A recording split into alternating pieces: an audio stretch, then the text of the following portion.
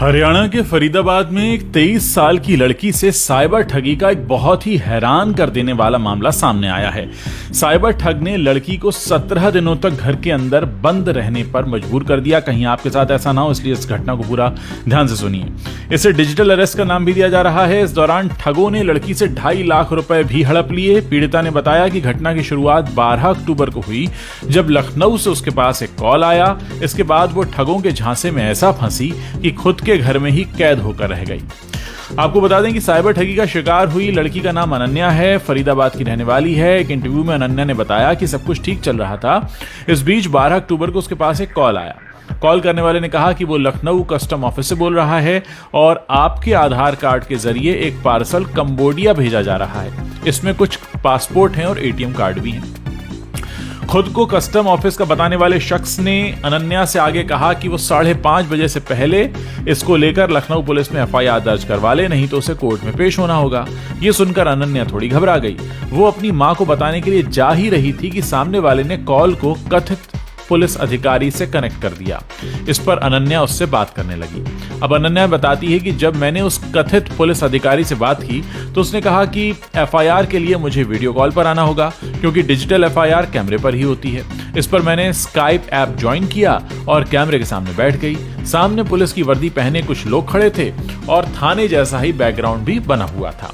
इसके बाद पुलिस अधिकारी ने आधार कार्ड और बैंक डिटेल्स वगैरह चेक करने की बात कही। फिर कुछ देर बाद उसने कहा कि आपके यानी अनन्या के खिलाफ तो पहले से ही एक एफआईआर दर्ज है और अरेस्ट वारंट भी जारी हो चुका है। उसने बैंक के अधिकारी का नाम लेते हुए कहा कि आप उससे एसोसिएटेड हैं और उसके खिलाफ ह्यूमन ट्रैफिकिंग जैसे गंभीर केस दर्ज हैं। हमारे पास सबूत हैं, गवाह हैं, दोनों मौजूद हैं। ये सब सुनकर अनन्या काफी घबरा गई। इसी बीच वीडियो कॉल पर बात कर रहे कथित पुलिस अधिकारी ने कहा कि अनन्या आप 1 मिनट रुकिए, हम आपकी बात सीबीआई अधिकारी से कराते हैं। और कुछ देर बाद एक सो कॉल्ड कथित सीबीआई अधिकारी भी लाइन पर आ गया। उसने अनन्या से कहा कि जितनी कीमत का आपके खिलाफ चार्ज है, वो बताया गया था करीब 3 करोड़ 80 लाख का, तो उसका 5% यानी 15 लाख रुपया आपको अभी देना होगा, नहीं तो हमें आपको तुरंत गिरफ्तार करना होगा। जब अनन्या ने इतने पैसे देने में असमर्थता जताई तो उसने कहा कि अब हम आपको डिजिटल अरेस्ट कर रहे हैं। इस दौरान आप अपना स्काइप बंद नहीं करेंगी, 24 घंटे हमारी निगरानी में रहेंगी, कैमरा ऑफ कर सकती हैं लेकिन हम आपकी आवाज सुनते रहेंगे। और इस तरह ये लड़की जो है ये अपने ही घर में कैद होकर रह गई।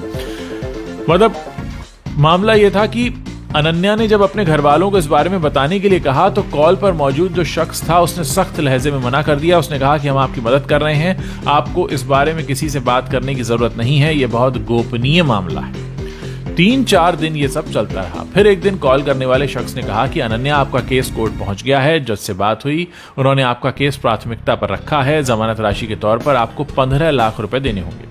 जब अनन्या ने कहा कि मेरे पास इतने पैसे नहीं हैं तो उसने हिंट दिया कि आप अपनी पढ़ाई की फीस से पैसे दे सकती हैं, यानी उनको पता था कि इसके पास फीस के पैसे होंगे। अब इसको लेकर अनन्या का कहना है कि पता नहीं कैसे उन लोगों को ये बात पता चल गई कि मैं पढ़ाई के लिए कनाडा जाने वाली हूं। इसके बाद उन्होंने फ्रॉड बेल का झांसा दिया तो घबराहट में मैंने 2.5 लाख रुपए उनको ट्रांसफर कर दिए। ये पैसे हॉस्टल की फीस और पढ़ाई के लिए रखे गए थे। बाद में जब और प्रेशर आया तो ये कहा गया कि अपने पापा के क्रेडिट कार्ड से पैसे भेजो, दोस्तों से मांगो, कहीं और से भेजो, लेकिन मैं टालम टोल करके किसी तरह उनकी बात काटती रही।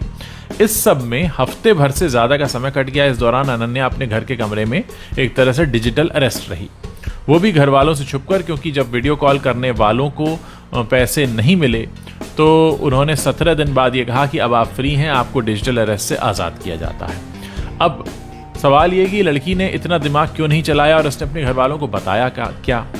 अनन्या की जो माँ है उसने ये कहा है कि पिछले कुछ दिनों से मेरी बेटी लैपटॉप 24 घंटे अपने साथ लेकर चलती थी, खाते पीते सोते जागते हर जगह वो ऑनलाइन रहती थी। हमें नहीं पता था कि उस पर निगरानी रखी जा रही है। डर के मारे वो ऐसा कर रही है, हमें बिल्कुल अंदाजा नहीं था। और पहले हमें लगा कि आईटी का बच्चा है, शायद काम कर रहा होगा, मगर हद से ज्यादा ऑनलाइन रहने और वो भी वीडियो पर ऑनलाइन रहने को लेकर हमें शक भी हुआ। फिर 17 दिन बाद मालूम हुआ कि अनन्या साइबर ठगी का शिकार हो गई है। अनन्या की मां कहती हैं कि दोषियों पर कड़ी कार्रवाई होनी चाहिए। जिस तरह मेरी बच्ची मेंटली टॉर्चर हुई है, किसी और का बच्चा ना हो।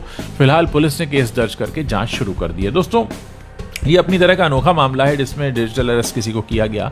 मैं चाहता हूं कि इस वीडियो को आप ज़्यादा से ज़्यादा लोगों के साथ शेयर करें ताकि ज़्यादा से ज़्यादा लोगों के पास ये सूचना पहुंचे और ये लोग जो इतने शातिर हैं किसी और के साथ इस खतरनाक काम को अंजाम ना दे पाएं।